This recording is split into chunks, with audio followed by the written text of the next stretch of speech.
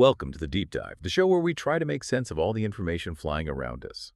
Today, we're looking at something I think pretty much everyone struggles with sometimes, that feeling of having a totally scattered brain. Now, you get a great idea in the shower, or maybe a reminder pops up while you're driving, and poof, it's gone before you can grab it. It's a modern kind of anxiety, isn't it? So for this deep dive, we're zoning in on two really popular, totally free apps that basically promise to fix this. Apple Notes and Google Keep. You can sort of picture it like this. Two apps walk onto your phone. One looks like it wants to organize your whole life, every single thought. The other one just wants to be your go-to digital sticky note. Simple. Our mission today is to really unpack what makes them tick, what they're good at, and yet even where they might fall short, so you can figure out which one fits your digital life. We'll dig into whether these apps are actually setting your thoughts free, or if maybe they're kind of trapping you in what some people call a golden cage. Yeah, that's a great way to frame it. Because look, both are about helping you remember stuff, helping you organize, but their core ideas, their philosophies, And then totally different. And this isn't just about listing features, though. We'll touch on that. What's really fascinating, I think, is how choosing between these simple seeming apps can actually have a big impact on your digital freedom, how easily you can access your stuff across all the different gadgets and services you use every day. We're talking about how these notes fit into your own personal digital world and what that really means for getting to your important ideas. Absolutely. And maybe let's start with Google Keep, because it really nails that digital sticky note idea. You know those colorful paper stickies maybe stuck to your monitor or your fridge? Google Keep is basically that, but like supercharged for your phone and computer. People often call it digital sticky notes that actually stick. And yeah, that feels right. You can color code everything, which, okay, sounds a bit basic maybe, but it's actually kind of brilliant. Your grocery list is green. Your urgent must-do-now notes are red.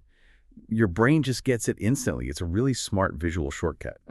And what's really effective about Keep is how it uses that simplicity to be immediately useful. It's not just colors, though. You can do voice memos, right? And it turns them into text. Super handy if you're walking or driving and can't type. Even quick sketches work pretty well in there. But the real kicker, the thing that defines Keep's whole approach, I think, is that it works everywhere. Android, iPhone, your web browser, maybe even, smart displays.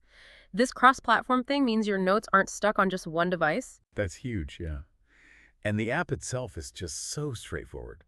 There aren't any complicated folders you have to manage, which honestly can be a relief. You just have labels and colors. It makes for this flat, easy to see everything system. It's almost like Marie Kondo designed a note app after like 4 espressos. It's just clean, fast, and about getting stuff down without any fuss. That feeling of not having to decide where a note belongs right away, that's a really powerful thing when an idea just pops into your head. It really is, especially for just getting it down. Keep's whole philosophy is about speed and access. Get the thought out, worry about organizing later, maybe, which, raises a question for users. How much mental energy do you want to spend organizing before you've even captured the idea?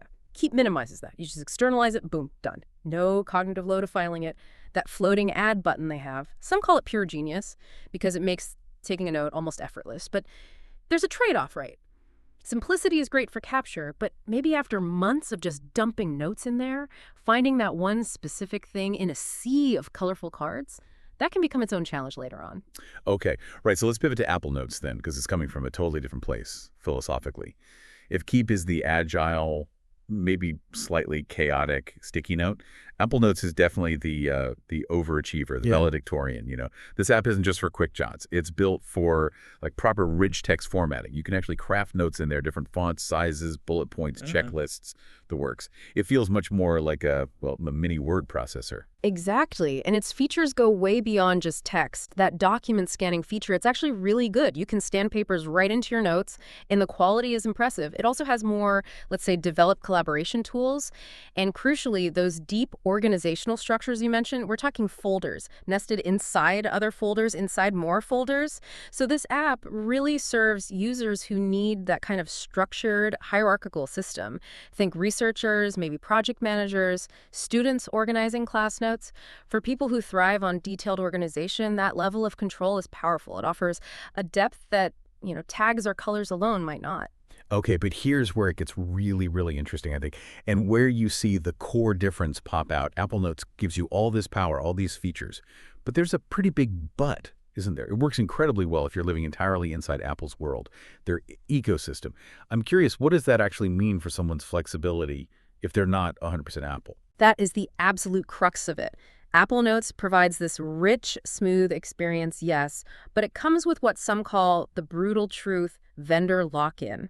Basically, vendor lock-in means you get so tied into one company's stuff that switching becomes really hard or expensive.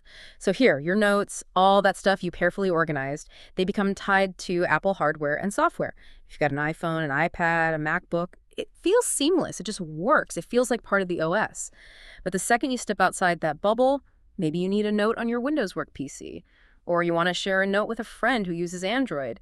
Suddenly, it can feel like you're, well, trying to send smoke signals across a digital canyon. It gets awkward fast. Right. So for someone who is fully bought into Apple, is that tight integration maybe worth it? Does it outweigh the lack of cross-platform ease? Because for them, that smooth experience on their Apple devices is probably the main thing. Oh, absolutely. It can be. For someone who really does live entirely in that Apple world, the way Notes connects with Siri, with Mail, with Safari, it can create this incredibly fluid workflow. The experience is generally smoother, more polished, because it's all designed to work together perfectly within those walls.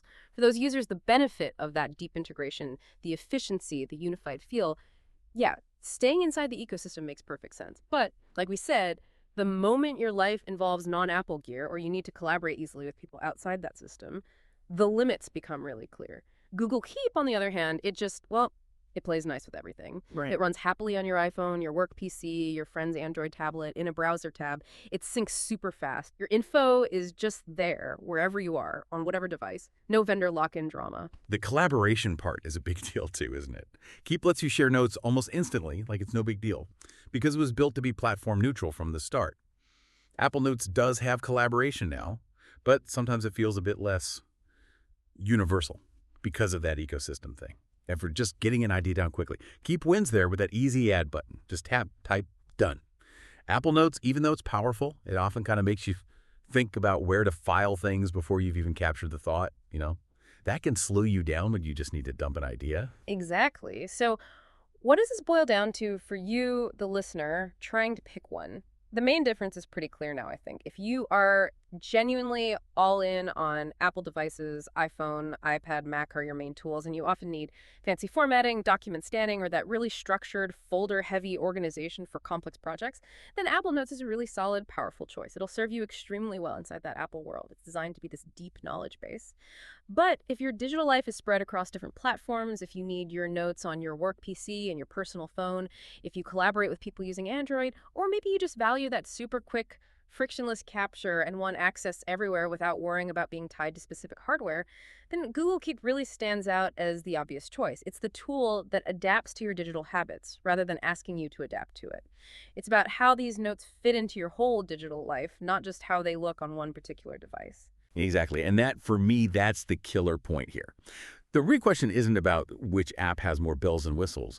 It's, like the source material put it, whether you want your notes held hostage by your hardware choices. That really sums it up.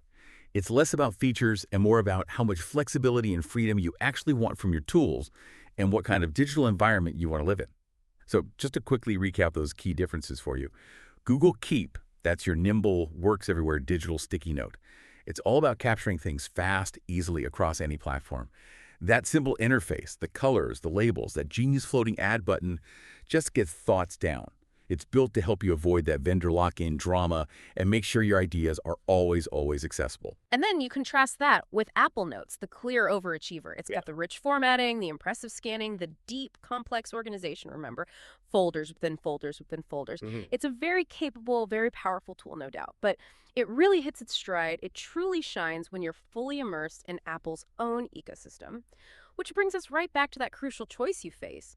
Do you prioritize that robust, deeply integrated Apple Notes experience, even if it means being all in on Apple and maybe having trouble sharing with non-Apple folks like sending smoke signals?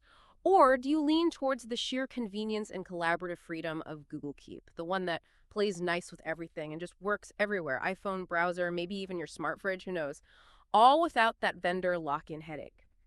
This choice, it's not just picking an app, it's really about making sure your note-taking habits line up with how you use technology overall. Yeah, that leads us perfectly into a final thought for you to mull over, building on this whole idea of being locked in versus being free.